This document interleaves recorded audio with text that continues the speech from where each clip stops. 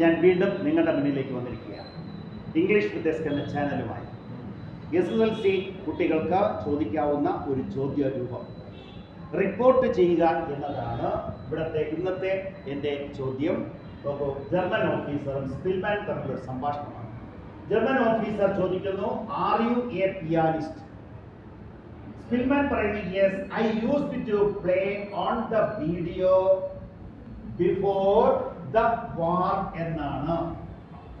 Sorry, on the വീഡിയോയിലാണ് the radio എന്നാണ്. On the radio before the mistake അറിയാലോ, before the war.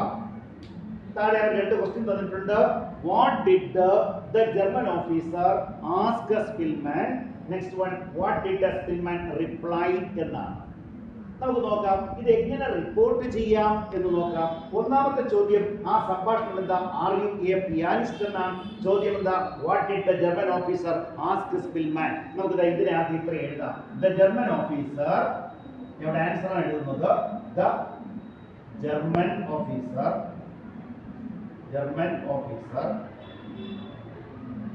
Asked എന്നാണ് ഞാൻ ഇവിടെ ഉപയോഗിക്കുന്നു.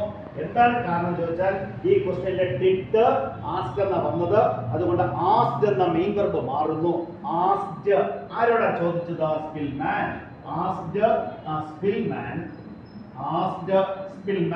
സ്പിൽമാനോട് ചോദിച്ചു. എന്താണ് ചോദിച്ചത്? Are you. ഈ ചോദ്യം എന്ന് പറയുന്നത് നിങ്ങൾ പരിചയപ്പെട്ടിട്ടുണ്ട്. അത് ടൈപ്സ് ഓഫ് സെന്റൻസിൽ വരുന്നതാണ്. ഈ സെന്റൻസ് ഇന്ററോഗേറ്റീവ് ആണ്, ഓക്സിലറി വെർബിൽ ആരംഭിക്കുന്നതാണ്. അതിനാൽ ഈ സെന്റൻസിനെ ഈ മെയിൻ വെർബിനോടൊപ്പം ആഡ് ചെയ്യുന്നതിന് ഇഫ് അല്ലെങ്കിൽ വെദർ എന്ന് പറയുന്ന കണക്റ്റിംഗ് വേർഡ് യൂസ് ചെയ്യണം. നമുക്കിവിടെ ഇഫ് ഉപയോഗിക്കാം. ഇഫ് സ്പിൽമാൻ, ഇഫ് എന്നിട്ട് എന്താ ചോദിച്ചത്? യു എന്ന് പറയുന്നത് ആരാണ്? ആരോടാ ചോദിച്ചിരിക്കുന്നത്? സ്പിൽമാനോടാണ്. അപ്പൊ നമുക്ക് എഴുതാം ഹി. Spillman, he. അവിടെ യു എന്ന ആ പേഴ്സൺ എന്തായിട്ട് മാറി? ഹി എന്ന് പറയുന്ന പേഴ്സൺ ആയിട്ട് മാറുന്നു. അപ്പോൾ ആസ്ക് സ്പിൽമാൻ ഇഫ് ഹി. ഇനി അടുത്തിവിടെ ആർ എ പിയാനിസ്റ്റ് ഇത്രയാണുള്ളത്, അല്ലയോ? നോക്കൂ, ഈ വെർബ് നമുക്ക് ചേഞ്ച് ചെയ്യാം.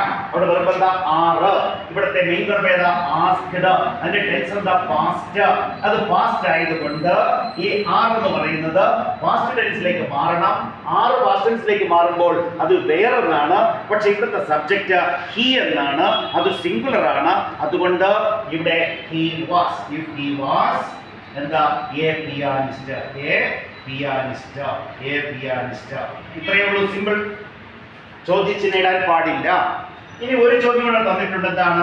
വാട്ട് ഡിഡ് സ്പിൽമാൻ റിപ്ലൈ എന്നാണ്. ഇവിടെ ക്വസ്റ്റ്യൻ എന്താ?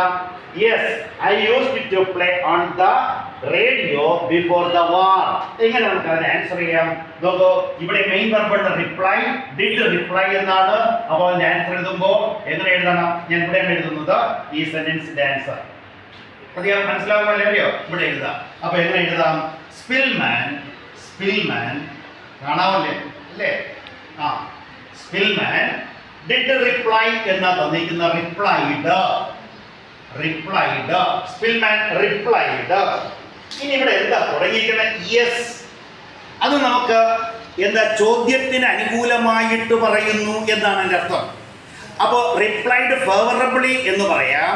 അതല്ല എങ്കിൽ റിപ്ലൈഡ് ദാറ്റ് ഹി വാസ് എന്നാദ്യം പറയാം. നമുക്ക് അങ്ങനെ എഴുതാം. അപ്പോൾ നിങ്ങൾക്ക് സംശയം വരില്ല. Replied that. ഇത് കണക്റ്റിംഗ് വേർഡ് ആണ്, കേട്ടല്ലോ. യെസ് എന്നാണ് എന്ന് പറഞ്ഞാൽ ഞാനൊരു പിയാനിസ്റ്റ് ആകുന്നു.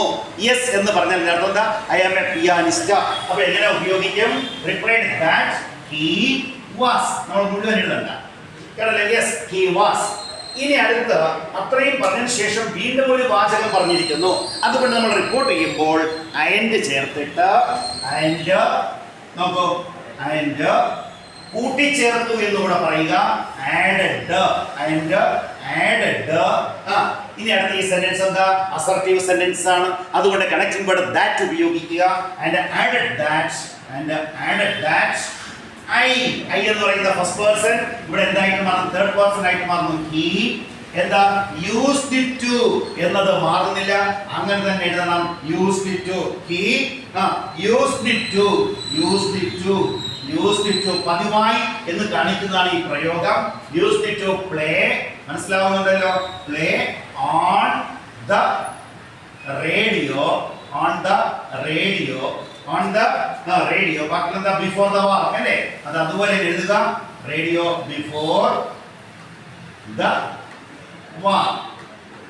കണ്ടോ, ഇതാണ് ഇതിന്റെ ആൻസർ. അപ്പോൾ ഇങ്ങനെ റിപ്പോർട്ട് ചെയ്യാനായിട്ട് ചോദ്യങ്ങൾ വരും. ആ ചോദ്യങ്ങൾ നമ്മൾ കൃത്യമായി ആൻസർ ചെയ്യുക, നമുക്ക് നല്ല മാർക്ക് സ്കോർ ചെയ്യാൻ സാധിക്കും.